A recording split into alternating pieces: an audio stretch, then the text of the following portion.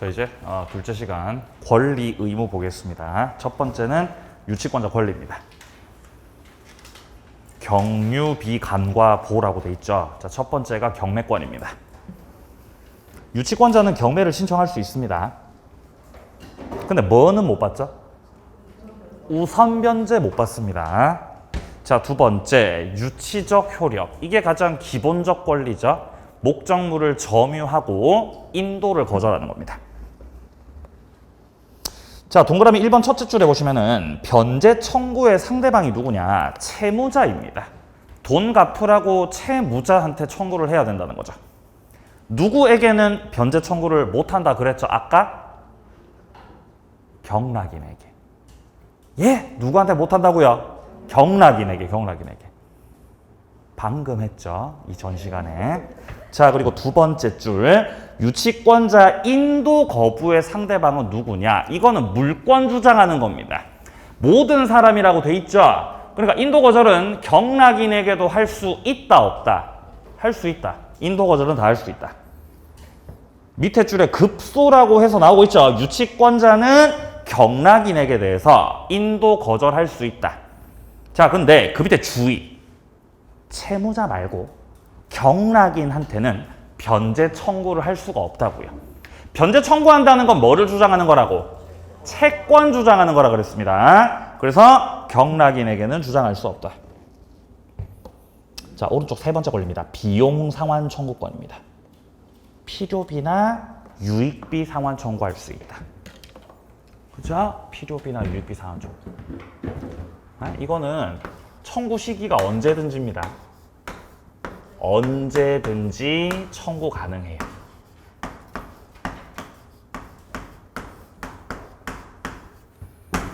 뭐 예를 들어 임차인의 경우는 필요비는 즉시 청구, 유익비는 임대차 종료 시 청구였죠. 유치권자는 언제 청구? 언제든지요. 유치권자는. 자, 네 번째 권리입니다. 간이 변제 충당입니다. 이거는 유치물로서 직접 변제받는 거죠. 대물 변제 성격입니다. 다섯 번째, 과실을 수취할 수 있다. 자, 여섯 번째 권리입니다. 보존을 위한 사용입니다. 여기서 중요한 단어는 보존이라고 하는 단어죠. 그냥 사용이 아니라 뭐를 위한 사용? 보존을 위한 사용이에요. 보존을 위한 사용권이 있다고요. 보존을 위해서 사용을 하는 곳이에요. 자, 대표적인 예가 뭐가 있어요? 보존을 위한 사용권. 유치물이 주택일 때 주택에서 뭐 하는 거? 거주하시는 거. 주택 거주하는 거, 이거 보존을 위한 사용이죠. 따라서 유치권자가 주택에 거주할 때는 소유자로부터 승낙 받아야 돼? 승낙 안 받아도 돼? 안 받아도 되죠. 안 받아. 근데 승낙은 받을 필요가 없지만 사용료 내야 된다? 안 내도 된다? 내야 됩니다. 사용료는 지급할 의무가 있습니다. 부당이득 반환의 의무가 있습니다. 사용료 내야 된다. 자, 밑에 쪽에 기역을 확인합니다. 유치권자가 건물에 거주하는 것은 보존에 필요한 사용이므로 불법 행위가 성립하지 않는다. 따라서 채무자는 유치권 소멸 청구를 할 수 없다. 자, 그러나 밑에 니은에 나오듯이 건물을 사용함으로써 얻게 된 이득 있죠? 그거 내야 돼요. 사용료는 내야 됩니다. 자, 의무로 내려갑니다. 첫 번째 유치권자의 의무는 선관주의 의무가 있습니다. 선량한 관리자의 주의를 다해서 점유해야 되는 거죠. 왜 그래야 돼요? 지게 아니라서. 남의 거기 때문에 대충 관리, 잘 관리해야 돼요. 내려갑니다. 두 번째, 사용. 대여, 담보 제공할 때 소유자로부터 승낙 받으셔야 됩니다. 그러니까 유치권자에게는 사용권이 있어요, 없어요? 유치권자 사용권이 있습니까? 한 번 더. 유치권자에게는 사용권이 있는 거다, 없는 거다? 없다고 해야 되죠. 사용권 없죠? 사용하려면 뭐 받고 해야 돼? 승낙받고 해야 된다고. 그러니까 원칙적으로는 사용을 해 못해. 못한다고. 단 무슨 사용은 가능하다? 이거는 가능하다고, 이거. 그죠? 보존 사용하고 강 사용하고 다르죠? 다르잖아요. 뭐가 달라요? 얘는 보존 사용, 얘는 보존을 위한 사용이라고, 얘는요 그냥 사용권이에요. 다르죠. 자, 넘어갑니다. 자, 소멸 보겠습니다. 자, 첫 번째 유치권 소멸 사유는 점유를 상실한 경우입니다. 점유를 상실하면 유치권 끝나요. 점유가 생명줄이거든요. 자, 유치권에 있어서는 점유야말로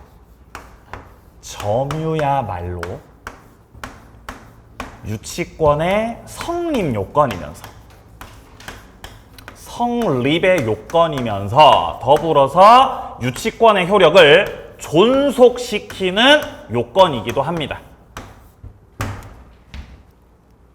따라서 점유를 안 하면, 점유를 하지 않으면 유치권이 성립해, 성립 안 해?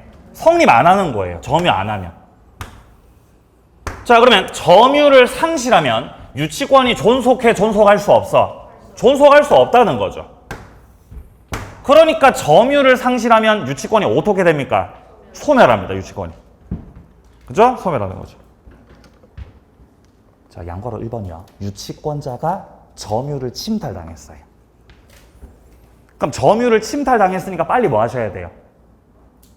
점유를 회복해야 돼요. 점유를 회복해야 되죠? 이때 유치권에 기한 물권적 청구권은 돼, 안 돼? 안 됩니다. 213조, 214조 준용 안 된다 그랬죠? 그러니까 점유보호 청구권 행사해야 된다 그랬죠? 그게 지금 동그라미 2번이죠. 점유권에 기한 물권적 청구권 행사를 해야 된다. 이거는 제척 기간이 있죠. 침탈당한 날로부터 1년 내로. 3번입니다. 유치물의 점유를 침탈당하면 일시적 유치권은 소멸합니다. 다만 점유권에 기한 반환 청구, 이거를 승소 판결 받아서 점유를 다시 회복하면 유치권 되살아나요. 자, 밑으로 내려갑니다. 두 번째입니다. 상당한 담보 제공입니다. 지금 갑이 공장을 가지고 있는데 이 갑의 공장을 을이 유치해버린 거예요. 유치해버리는 거지. 그럼 얘가 공장을 계속 유치하니까, 갑한테 공장을 안 넘기니까 공장이 돌아가, 안 돌아가? 공장 안 돌아가잖아요. 그럼 돈을 갚아, 못 갚아? 못 갚는다고요. 공장 안 돌아가니까 돈 못 갚죠. 그래서 갑이, 선생님 공장은 돌려주시고 제가 집이 있거든요. 선생님 제가 집을 드릴 테니까 집을 유치해 주세요, 선생님. 다른 담보를 뭐 하는 거예요? 다른 담보를 제공한다고요. 타담보 제공. 그러면 유치권이 어떻게 된다고요? 없어진다고요. 여기서 타담보를 제공한다라는 거는 형성권이겠어요? 청구권이겠어요? 그냥 청구권이에요. 유치권자가 이거를 받아들일 수도 있고 안 받아들일 수도 있죠. 유치권자가 나는 싫은데? 나는 집 안 받을 건데? 이러면 계속 유치하는 거죠. 근데 갑이 선생님 공장은 주시고 집을 담보 제공하겠습니다. 그때 유치권자가 알겠어, 갖고 와. 받아주면 그럼 유치권이 어떻게 돼요? 그럼 이제 없어진다. 그러니까 타담보 제공이 되려면 유치권자 승낙이 있어야 돼, 없어도 돼? 승낙이 있어야 된다고요. 따라서 형성권이라고 청구권이라고? 그냥 청구권이라고요. 받아들이면 유치권은 없어지는 거죠.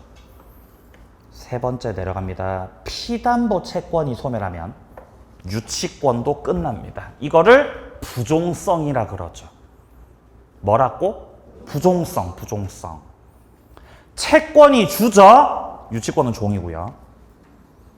자, 그리고 유치권을 행사하더라도 피담보 채권 소멸시효 진행은 영향 미치지 않는다 그러죠. 이거 왜 이런 거예요? 기다리는 거라서. 유치권을 행사하는 건 소극적 권리라서 그렇습니다. 밑에 4번이요. 목적물이 양도되거나 경매가 된다고 해도 유치권은 소멸하지 않습니다. 왜냐하면 유치권은 물권이기 때문입니다. 그러니까 매수인에게도 경락인에게도 유치권 주장할 수 있다 없다? 있는 거죠. 있는 거죠. 물론 완전 유치권을 전제로 하는 전제로 하는 문장이죠, 지금. 자, 여기까지 유치권 마무리하겠습니다. 자, 이제 담보물권 두 번째, 저당권으로 갑니다. 저당권.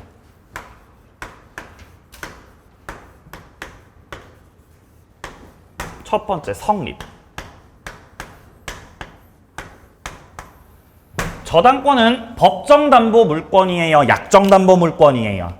약정담보 물권입니다. 약정담보 물권.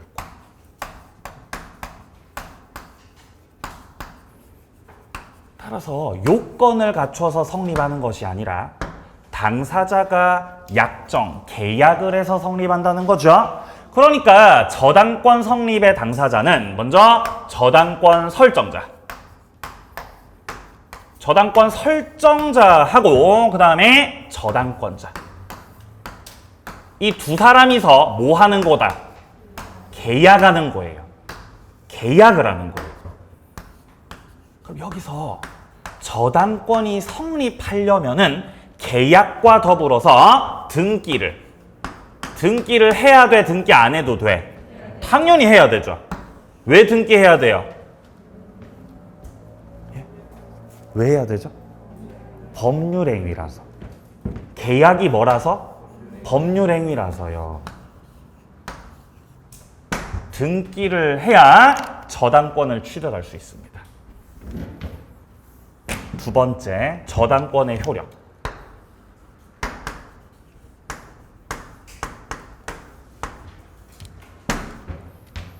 자, 그리고 세 번째로 특수저당. 특수저당 보기 전에 법정지상권 좀 보고 갑니다. 법정지상권. 자, 우리가 지난 시간에 봤었던 법정지상권은 관습법상 법정지상권이었는데 오늘 보게 되는 거는 366조 법정지상권. 요거 볼 겁니다.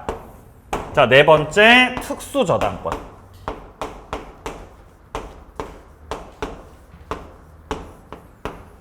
자, 이 순서대로 해서 저당권 파트 정리합니다. 1번하고 2번은 기본 과정에서 충분히 봤던 내용들이고 이후 심화 과정에서 이제 3번, 4번도 보는 거죠. 자, 보겠습니다. 먼저 첫 번째입니다. 성립입니다. 자, 저당권이 성립하려면은 1번 저당권 설정 계약을 해야 된다. 자, 동그라미 3번 보세요. 저당권을 설정하는 건 채권행위다, 처분행위다. 처분행위다. 좀 더 구체적으로 말하자면 물권행위죠. 물권행위. 따라서 목적물에다가 저당권 설정할 때는 처분 권한이 있어야 돼? 없어도 돼? 있어야지.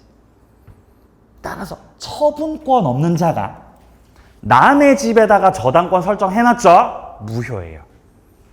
내 집을 저당권 설정할 수 있지만 남의 집? 아니, 그건 안 되는 거지. 내려갑니다. 4번. 등기를 해야 됩니다. 빈출, 여기서 저당권 등기가 원인 없이 불법 말소됐을 때 이거 어떻게 되는 것이냐. 일단 기본적인 원칙은 등기가 불법으로 말소가 되더라도 물권은 소멸해요? 소멸 안 해요? 소멸 안 해요. 왜 소멸 안 해요? 왜 소멸 안 해요?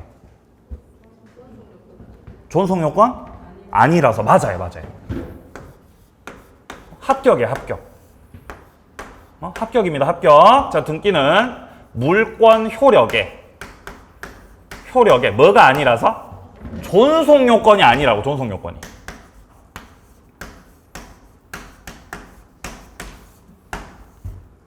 따라서 등기가 원인 없이 불법 말소가 됐다고 해도 물권은 소멸하지 않고 존속한다는 거죠. 가령 이런 게 있잖아요. 갑이 어떤 부동산의 소유자인 것으로 등기가 돼 있습니다. 자, 그런데 이 등기가 원인 없이 불법 말소됐다고요. 불법 말소됐다는 건 적법하게 말소시켰어. 서류 위조해서 말소시켰어.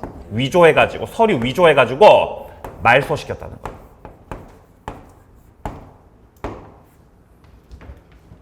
위조해서 말소시켰다고 해서 갑의 소유권이 소멸해, 소멸 안 해?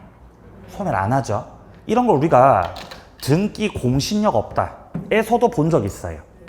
불법 말소시키고 자기 명의로 등기를 했다고 해서 이 등기가 유효입니까? 그렇지 않습니다. 이거 무효예요.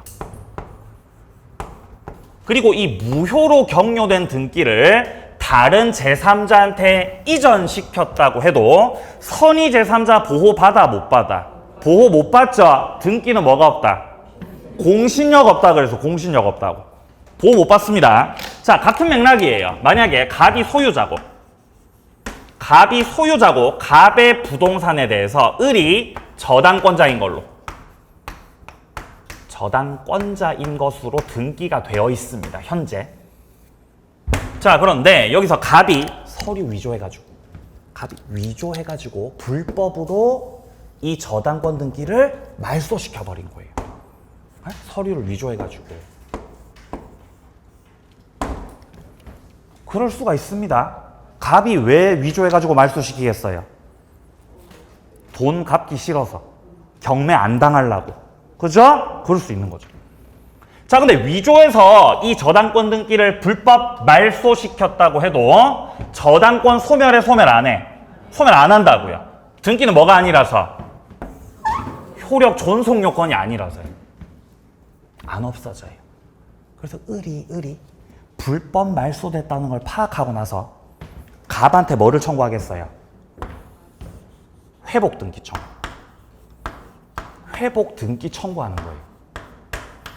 회복 등기를 청구하면 불법 말소됐던 게 다시 뭐가 돼? 회복이 돼요. 회복이. 명의를 빨리 회복시켜 놔야 되겠죠? 나중에 사고가 터질 수가 있기 때문에 빨리 회복시켜 놔야 되는 거예요. 근데 저당권은 안 없어집니다. 저당권 안 없어져요. 이게 지금 기억의 경매 실행 전입니다. 경매 실행 전 등기는 물권의 효력 존속 요건이 아니므로 저당권 등기가 원인 없이 불법 말소되어도 저당권의 효력에는 아무 영향이 없다. 아무런 효력에 영향이 없다는 건 저당권이 소멸하지 않습니다. 이 말이죠.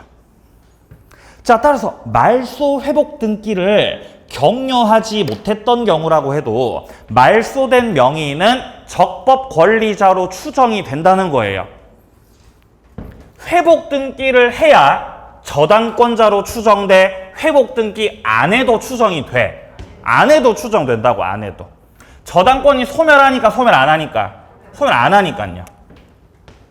근데 이런 문제가 있어요. 갑이 소유자인 상태에서요. 을이 갑의 부동산의 현재 저당권자로 등기가 돼 있어.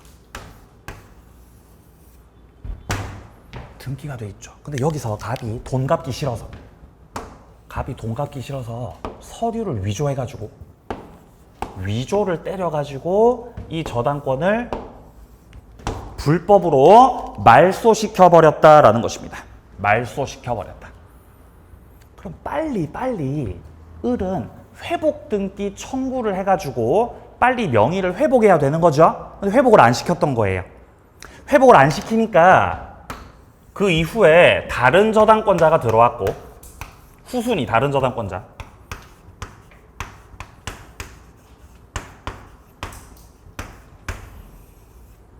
결국 그 이후에 갑 소유의 부동산이 경매가 됐어요. 결국 경매가 되면 저당권은 어떻게 돼요? 소멸해요.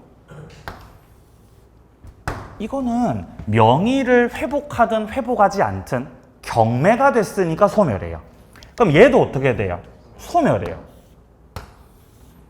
그럼 누군가 낙찰을 받았겠죠? 낙찰 받았으니까 경락 대금이 나오겠죠. 경락 대금을 우선 변제 누가 먼저 받아야 돼요? 을이 먼저 받아야 돼? 병이 먼저 받아야 돼? 을이 먼저 받아야죠. 그게 맞지 않습니까? 저당권 없어진 거 아니었으니까 얘가 먼저 받아야 마땅하죠. 근데 이 등기가 지워져 있었기 때문에 이 법원의 공무원들이 을한테 통지해, 통지 안 해? 통지 안 했던 거예요. 통지 안 했어요. 얘가 받겠죠. 그럼 얘가 우선 변제가 없어도 얘가 우선 변제 받아버렸지. 그러니까 우선 변제 받고 경매 끝났죠. 그렇죠? 이 부동산은 이제 다른 제3자한테 넘어가고 낙찰받고 경매는 뭐가 됐어요? 끝. 끝나고 나서 을이 찾아왔어요. 저 돈 못 받았는데요? 찾아왔다고요. 그래서 알게 됐어요. 아, 갑이 위조해가지고 말소시켰구나. 이 나쁜 놈아. 너 왜 위조해가지고 말소시켰어? 하면서 회복 등기 청구. 회복 등기 청구를 하겠다는 거지, 을이. 이거는 안 된다는 거예요. 회복 등기 청구를 하려면은 경매가 되기 전에 회복 등기 했어야 돼요. 아까처럼 요거처럼 경매되기 전이었죠? 그때 회복 등기 청구할 수 있습니다. 근데 지금 경매가 다 끝이 났는데 여기서 회복 등기 청구가 허용된다면은 경매를 다 뒤집어야 돼요. 경매 다 뒤집어야 돼요. 그럼 이 부동산을 갑한테 돌려주고 돈을 법원에 돌려주고 다 뒤집어야 돼요. 그러니까 회복 등기 청구하지 마시라는 거예요. 다만 을이 받을 돈을 누가 받았으니까? 병이 받았죠. 병한테 부당이득 반환 청구하셔야 됩니다. 이미 경매가 다 끝이 나버렸기 때문에 이미 말소돼버린 저당권에 대해서 회복 등기 청구를 하지 말고 마땅히 을이 먼저 받았어야 될 상황이었기 때문에 병을 상대로 부당이득 반환 청구해야 됩니다. 자, 지금 니은에서요, 둘째 줄 오른쪽에 보시면은 원인 없이 말소된 저당권은 일단 소멸합니다. 위조돼서 소멸한 거예요? 경매가 돼서 소멸한 거예요? 경매가 돼서 소멸한 겁니다, 이거는. 이제는 말소 회복 등기는 할 수가 없고 배당받아간 자한테 돈 달라고 부당이득 반환 청구를 할 수 있을 뿐입니다. 자, 다음 뒤로 넘어가세요. 당사자 가겠습니다. 자, 저당권 성립의 당사자는 당연히 저당권 설정자하고 저당권자죠. 일단 설정자 같은 경우는 담보 제공자죠. 담보를 뭐 하는 사람? 제공하는 사람이요. 담보를 제공하는 사람은 일반적으로는 채무자죠. 채무자. 근데 꼭 채무자만 있는 거 아니죠. 제3자가 담보 제공할 수도 있죠. 걔를 뭐라 그래요? 보증인, 물상보증인이요. 자, 그리고 이번에 저당권자. 저당권자는 담보를 제공받는 사람이죠. 당연히 채권자여야 돼요. 당연히 누구여야 돼요? 채권자여야 돼요. 갑이 채무자고 을이 채권자일 때. 자, 채무자가 돈 빌리면서 선생님 제가 담보를 제공하겠습니다. 담보를 제공하겠습니다. 그럼 담보를 채권자가 제공받아야 돼요? 제3자가 제공받아야 돼요? 채권자가 받아야 돼요. 만약에 담보 제공을 채권자 말고 제3자가 받으면 제3자 쪽에서 이렇게 담보를 제공받게 되면은 채권자가 을임에도 불구하고 제3자 병 명의로 저당권 등기한다는 거잖아요, 지금. 이런 식으로 하게 되면은 제3자 명의로 저당권 등기가 된 거죠. 이거 유효예요, 무효예요? 무효죠. 이거 무효가 원칙이죠. 이거 왜 무효예요? 맞아요. 부종성에 위배가 돼서. 부종성이 위배가 돼서 무효예요. 기억나세요? 기억나야 돼요, 이거. 시험이 얼마 안 남았습니다. 기억나야 돼요. 부종성 위배, 무효다. 부종성이라는 거는 채권하고 담보물권하고 같이 가는 거죠. 근데 이러면 떨궈지잖아요. 한 번 더. 채권하고 담보물권하고 붙었어, 떨궜어? 떨궈놨죠? 무효라고요, 무효. 근데 예외적으로 제3자 명의의 저당권 등기도 유효일 수가 있죠. 어떤 경우 유효가 됩니다. 맞습니다. 3자 간의 합의가 있을 때. 갑을병 3자 간의 합의가 있었다라고 하면은 그때는 예외적 유효입니다. 네, 도대체 몇 번을 한 거? 한 수십 번 했죠, 그죠? 네, 수십 번 오바고요. 여러 번 했습니다. 자, 그리고 만약에 채권자가 을인데 제3자 명의로 근저당권 등기했어요. 똑같습니다. 역시 부종성의 맥락에서 원칙적으로는 제3자 명의의 근저당권 등기 무효입니다. 근데 역시 예외적으로 3자 간에 뭐가 있으면? 합의가 있으면 그럼 유효라고요. 한 가지 더. 채권자가 을인데 채권 담보 목적으로 제3자 명의로 전세권 등기를 했다. 돈을 건넨 사람이 을인데 제3자 명의로 전세권 등기하죠? 무효예요. 원칙은 무효예요. 근데 역시 3자 간에 뭐가 있으면? 합의, 그러면 유효예요. 어디 파트에 나와도 똑같습니다. 저당권 파트든 근저당 파트든 전세권 파트든 어디에서 나와도 똑같아요. 자, 동그라미 1번에 원칙 확인하시고요. 그리고 동그라미 2번 같은 경우는 특별한 사정이 있을 때는 채권자 말고 제3자 명의의 저당권 등기도 무효라고요. 유효라고, 유효. 유효라고요. 여기서 말하는 특별한 사정이 뭐겠어요? 합의. 3자 간의 합의겠죠? 그럼 유효예요. 자, 내려갑니다. 3번입니다. 객체입니다. 부동산이겠죠. 일반적으로는 부동산이 저당권 객체겠죠. 자, 근데 선박이나 자동차도 저당권 설정이 가능해요. 괄호 안에 보시면 동산에는 불가능하다고 돼 있죠. 동산에는 왜 저당권 설정이 안 돼 버리는 거죠? 등기를 안 해서. 동산은 뭐를 안 해서? 등기를 안 해가지고 불가능해요. 근데 선박이나 자동차도 동산 아닙니까? 동산이에요. 근데 동산 중에서도 선박과 자동차처럼 등록이 가능한 동산들이 있죠. 그러면 저당권 설정이 돼, 안 돼? 예외적으로 된다는 거예요. 얘네들은 등록을 하거든. 네? 차량 등록증 있잖아요. 그죠? 차량 등록증. 그 자동차 번호판 나오는데 어디죠? 자동차 번호판 뽑는 데 있잖아요. 그거 어디라 그러죠, 거기를? 단어 기억. 네? 등록소 있죠?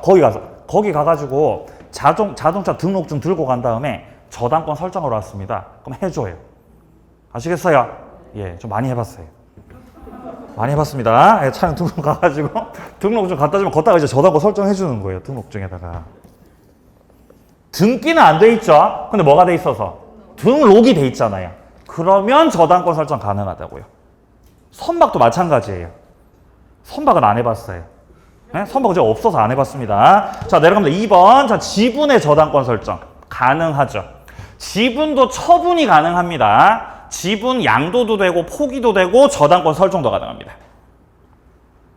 3번입니다. 지상권이나 전세권 목적으로 저당권 설정도 가능하죠.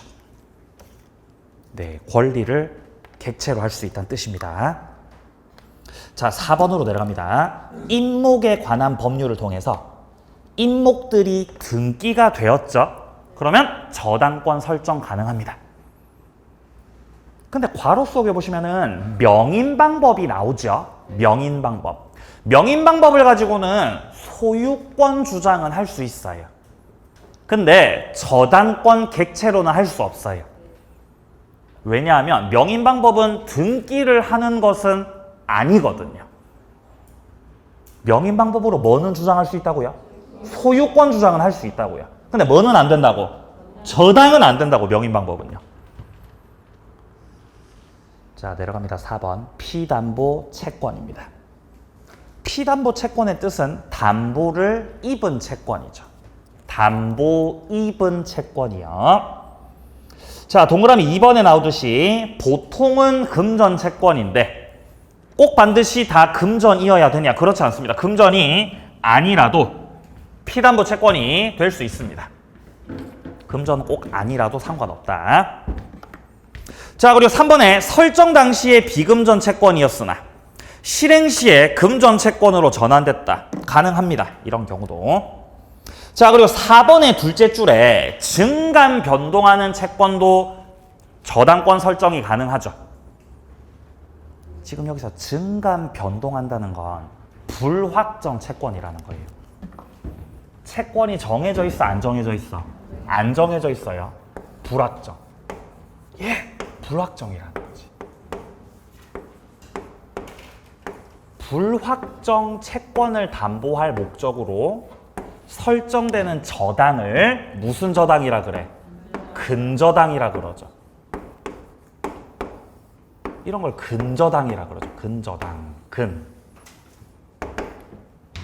그리고 근저당이라고 하는 건 채권의 최고액이라고 하는 게 있죠. 채권의 최고액.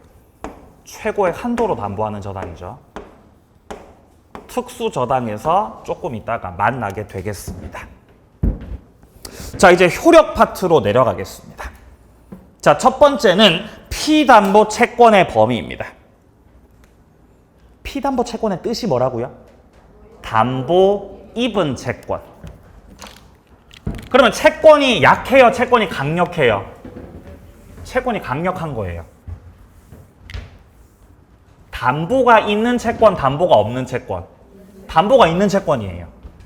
채권은 담보가 있어야 돼요.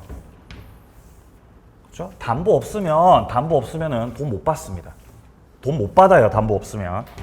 돈 안 갚거든요. 나쁜 놈들이. 을이갑한테 돈을 빌려줬어요. 을이갑한테 친구한테 돈 빌려줬어. 친구한테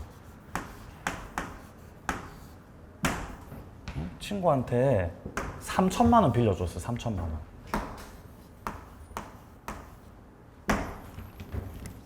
그럼 3천만 원 빌려주면서 차용증 써요, 안 써요? 친구한테 빌려줄 때 차용증. 차용증 써, 안 써? 써야 돼요? 써야죠. 차용증 써야죠. 여러분 안 쓸 거예요? 그럼 현금으로 줘야 돼? 계좌 이체해야 돼? 계좌 이체해야 돼. 계좌 이체. 왜 계좌 이체해야 돼요? 증거 남겨놔야 돼. 증거. 녹취해야 돼. 녹취 안 해도 돼. 녹취 다 해놔야 돼. 다 해놔야 되죠? 다 해놔야 되죠. 이까지는 자연스럽죠. 이까지는 자연스럽죠. 근데 친구가 돈을 안 갚아요. 돈 안 갚아요. 그럼 채권자가 이제 어떻게 해야 됩니까? 뭐 친구한테 돈 갚으라고 청구하겠죠? 돈 갚아, 안 갚아? 계속 안 갚아요. 집행을 해야 되는데 집행을 못 해요. 집행을 하려면은 채무자가 재산이 있어야 돼요.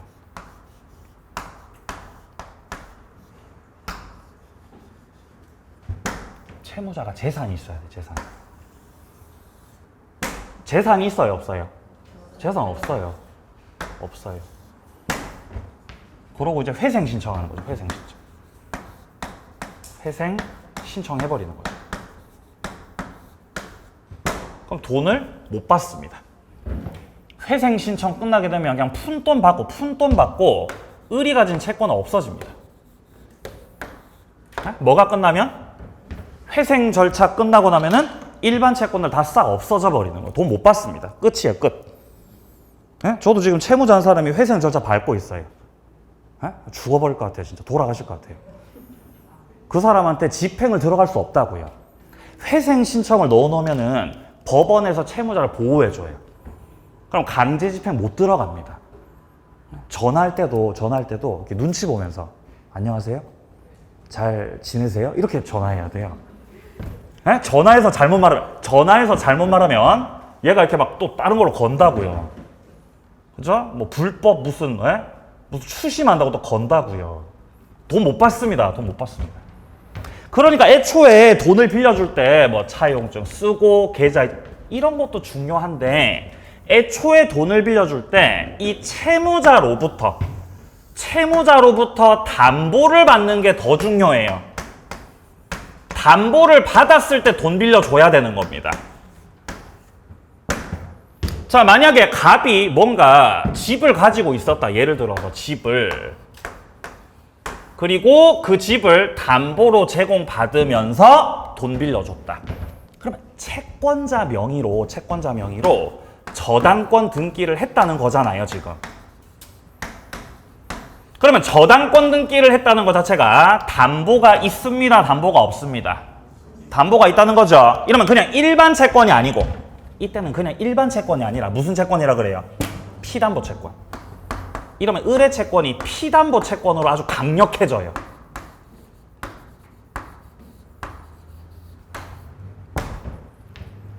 그러면 갑이 돈 못 갚을 때 뭐 하면 되죠? 경매 신청하면 돼요. 아니면 만약에 얘가 회생 신청하잖아요. 회생 신청하죠? 저당권자한테는 별채권이 있어요. 별채권. 이 별채권이라는 게 뭐냐면 별도 제외라는 거예요. 별도로 제외된다. 갑이 회생 신청을 하든 아니면 극단적으로 뭐 파산을 해버리든 파산. 저당권자한테는 별채권이 있는 거예요. 별채권이. 담보를 유지할 수 있는 거예요. 담보를 유지해요. 네. 채무자가 이렇게 파산을 하잖아요. 파산을. 예를 들어 갑이란 사람이 파산을 했어. 파산. 나 돈 못 갚습니다. 그럼 얘가 파산할 때쯤이 됐다는 거는 갑에게는 채권자들이 드글드글하다는 거예요. 한 명이에요, 여러 명이에요? 겁나 많아요, 채무자들이. 채권자들. 그죠? 예. 예전에 어떤 뭐 파산 절차 밟는 거 제가 그거 서류 보니까 채권자가 20명이에요. 채권자 20명이에요, 20명. 미쳤어요. 그 중에 한 사람이 을이라는 거죠, 을. 만약에 을이 그냥 일반 채권만 가지고 있었다면은 그나마 갑이 가지고 있었던 모든 재산들 있죠. 그 재산들이 갑의 모든 재산들이 이 파산 관제인한테 싹 다 넘어가가지고 파산 절차를 밟으면서 모든 갑의 재산들 있죠. 그 재산들을 이 채권자들한테 분배해 주는 거예요. 이렇게 분배를 해줘요. 남아있는 돈을. 그럼 이 채권자들한테는 그냥 완전히 푼돈이죠, 푼돈. 그냥 자기가 빌려준 돈의 한 10% 그 정도밖에 안 돼요, 보면은. 그거 다 줘버리고 갑은 이제 벗어나는 거예요. 파산 절차 밟고 나면. 그럼 이제 이 절차 끝나고 나면 갑한테 돈 갚으라고 이제 못해. 돈 갚으라고. 못해요. 다 끝났어요. 못한다고요. 근데 얘가 저당권자면, 을이 만약에 저당권자면 저당권에는 별채권이 있습니다. 별채권. 을이 담보로 제공받은 것이 갑의 뭐였어요? 집이었어요. 그러면 갑이 파산 신청하면 갑의 모든 재산들, 갑의 상가, 갑의 채권, 갑의 자동차, 갑의 선박, 기타 등등 갑의 재산들은 다 파산 재단에 귀속돼 버리는 거예요. 근데 을이 저당권자면 저당권자가 담보 잡고 있는 집 있죠? 이거는 파산 재단에 안 들어가요. 안 들어가요, 이거는. 별도로 제외된다고요. 그러면 을은 여기서 빠지는 거예요. 빠져. 너네끼리 알아서 하시라고. 이 집은 내가 담보 잡고 있는 거라고. 그럼 이제 얘는 이 집에 대해서 경매 때리면 되는 거예요. 아시겠어요? 돈을 빌려줄 때는 이런 것도 중요하지만 더 중요한 건 뭐라고? 담보. 담보가 중요한 거예요. 담보가. 아시겠어요? 그거를 제가 느끼면서 지난 2년을 보냈습니다. 담보가 중요하다. 담보가 없으면 돈 못 받는다. 라는 깨달음을 얻었어요. 그것이 가까운 사이든 먼 사이든 똑같아요. 그리고 가까울수록 더 비벼요.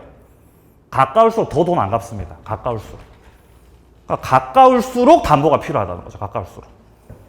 아시겠어요? 예, 화이팅. 그리고 담보를 제공받을 때도 평가를 해야 돼요. 평가를. 이 부동산이, 내가 담보로 제공받는 이 부동산이 나중에 경매가 된다고 가정했을 때 어느 정도의 매각될까? 그럼 내가 얼마 정도를 빌려줄 수 있을까? 평가해야 된다고요. 그럼 시세도 봐야 되겠죠? 그런 건 이제 여러분들 RSA 하면서 이제 하시라, 그런 거는요. 그죠? 그럼 이제 실무 과정 하시면서 예, 수업 들으시면 됩니다. 자, 이제 효력 두 번째로 갑니다. 오른쪽 페이지에 2번이요. 목적물 효력 범위입니다. 자, 목적물의 효력이 미친다라고 했을 때는 이 저당권의 효력이 목적물 자체에만 미치는 게 아니죠.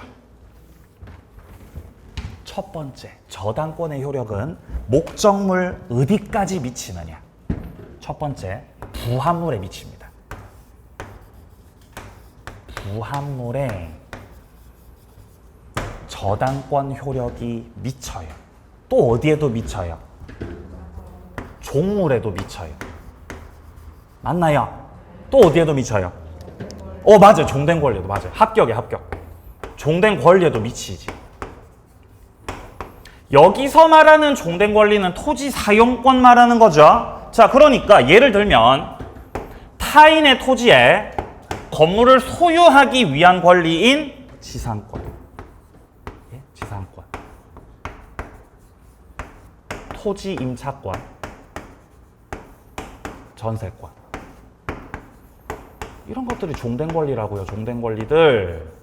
여기에도 저당권 효력이 다 미친다는 거죠. 네, 여기에 저당권 효력이 미친다.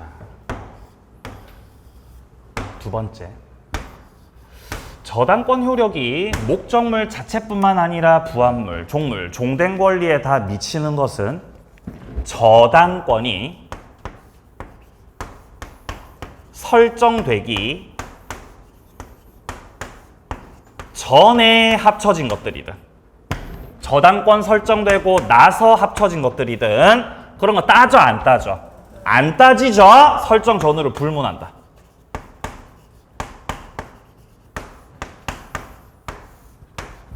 자, 그러나 부합물, 종물, 종된 권리의 저당권의 효력이 미치지 않도록 특약으로 정할 수 있다. 즉, 임의규정이라는 거예요. 임의규정. 효력이 미치지 않도록 정할 수 있어요. 네.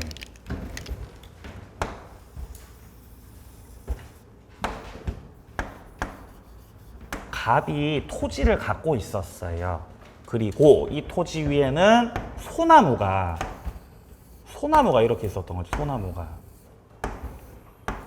소나무가 이렇게 있었던 거지. 소나무가. 이렇게 소나무 이렇게. 근데 갑이 이때 토지를 담보로 제공했어요. 은행에다가. 그럼 얘가 저당권자죠. 그럼 저당권자가 지금 현재 담보로 제공받은 물건이 뭐예요? 토지요. 토지를 담보로 제공받았죠? 뭐를 담보 제공받았다고요? 토지. 근데 지금 토지만 있는 게 아니라 토지 위에 뭐도 있어요? 나무도 있죠? 수목. 수목은 원칙적으로 토지에 부합이 돼, 부합이 안 돼? 부합이 되죠. 부합이 된다고요. 원칙적으로. 이것들은 부합물들이죠. 부합물들이죠. 따라서 저당권의 효력이 저 수목에도 미쳐 안 미쳐? 다 미치는 거예요. 그냥 갑이 돈 못 갚아서 저당권자가 경매 실행하면 경매 실행을 해버리면은 땅만 경매돼, 나무도 다 경매돼. 나무랑 땅이랑 다 경매된다고요. 효력이 다 미치니까요. 근데 설정 계약을 할 때, 저당권 설정 계약을 할 때, 야야, 이거는 500년 된 나무야. 야, 이건 500년 된 나무고 우리 집 가보야. 우리 집안 대대로 내려오는 가보라고 이거는. 이것만큼은 담보 제공한다 안 한다? 안 한다고. 이거는 저당권 효력이 미치는 걸로 하자, 안 미치는 걸로 하자? 안 미치는 걸로 하자고. 그렇게 당사자가 특약을 했다고요. 효력 미친다고, 효력 안 미친다고? 효력 안 미친다고 특약했다고. 그럼 이 특약이 유효, 무효? 특약이 유효라고요. 그러면 나중에 저당권자가 토지를 경매 신청해도 다른 나무들은 경매되겠지만 이 가보는 경매돼, 안 돼? 이건 안 된다고요. 효력이 안 미쳐서 그런 거죠. 그렇게 정할 수 있습니다. 그러니까 무슨 규정이라고? 임의 규정이라고요. 그러면 저기서 법정지상권 성립해요. 예? 그럼 저기서 뭐가 성립한다고요? 법정지상권 성립해요. 경매가 실행됐고 토지를 낙찰받고 근데 나무는 여전히 누구 거죠? 갑오는? 갑 거죠. 그러면 갑이 타인의 토지 위에 수목을 소유해야 되는 상황이죠. 법정지상권 성립이에요. 이거는 임목법에 나오는 법정지상권이고 시험에는 안 나옵니다. 혹시나 궁금해하실까 봐 말씀드리면 시험에 안 나옵니다. 자, 이제 내려가서 저당권 효력 첫째 줄부터 부합물, 종물의 효력이 미친다. 자, 동그라미 1번을 확인하세요. 임의규정이다. 밑에 줄 따라서 저당권 설정 당시에 당사자 간의 특약으로 부합물과 종물의 효력을 배제하는 약정이 들어갔다. 그거 유효라고요. 유효. 자, 2번입니다. 설정 전이든 설정 후든 원칙적으로는 효력이 미치는 거다. 3번. 제3자가 권원 없이 나무 심었죠. 그거 부합물이라고요. 효력 미쳐 안 미쳐? 미쳐. 부합물이죠? 효력 미치는 거죠. 자, 4번입니다. 건물에 설정된 저당권 효력이 증축 부분에 미치는 것이냐. 증축됐을 때는 기존 건물에 합쳐질 때도 있고 안 합쳐질 때도 있죠. 자, 근데 지금 단락에서는 건물의 증축 부분이 기존 건물에 부합했다고 나오죠. 그러니까 증축된 부분이 부속이야, 부합이야? 부합이죠. 그럼 저당권 효력 미쳐 안 미쳐? 미치죠. 특히 셋째 줄에 기존 건물에 대한 경매 절차에서 경매 목적물로 평가가 되지 않았죠. 그래도 효력은 미칩니다. 따라서 경락인은 부합물도 같이 경락받는 거죠. 5번째, 권리의 종물이로. 이게 제가 말씀드렸던 종된 권리 말하는 겁니다. 저당권의 효력은 지상권, 임차권, 전세권에도 미친다. 한 개 추가합니다. 대지사용권. 집합건물에서는 대지사용권이라 그러죠. 이것들도 종된 권리고 저당권 효력은 다 미칩니다. 자, 기억에 아파트 전유 부분에 설정한 저당권이죠. 대지 사용권에까지 미치고 니은에 건물 소유를 목적으로 하는 토지 임차인이 건물에다가 저당권 설정했습니다. 그러면 그 저당권 효력은 토지 임차권에도 다 미치고 따라서 경락인은 건물을 경락받으면서 임차권도 같이 경락받는 거죠. 자, 뒤로 넘어가세요. 양괄호 2번입니다. 토지 저당권 효력이 미치지 않는 거. 자, 지금 기역은 건물이고요. 니은은 농작물이고요. 디귿은 명인방법 갖춘 수목이죠. 이것들은 토지에 부합돼, 부합 안 돼? 부합이 안 되죠. 따라서 저당권 효력이 미쳐 안 미쳐? 안 미치죠. 부합이 안 됐기 때문에. 자, 내려갑니다. 동그라미 2번이요. 과실입니다. 과실은 원칙적으로 저당권 효력이 안 미칩니다. 그러나 뭐를 들어가면 효력 미치죠? 압류 들어가면. 저당 목적물의 압류 전 차임에 대해서는 저당권 효력이 미치지 않지만 압류 후에 그 과실, 차임 채권에 대해서는 저당권 효력이 미칩니다. 자, 밑에 물상대위서부터는 조금 쉬었다가 이어서 보겠습니다.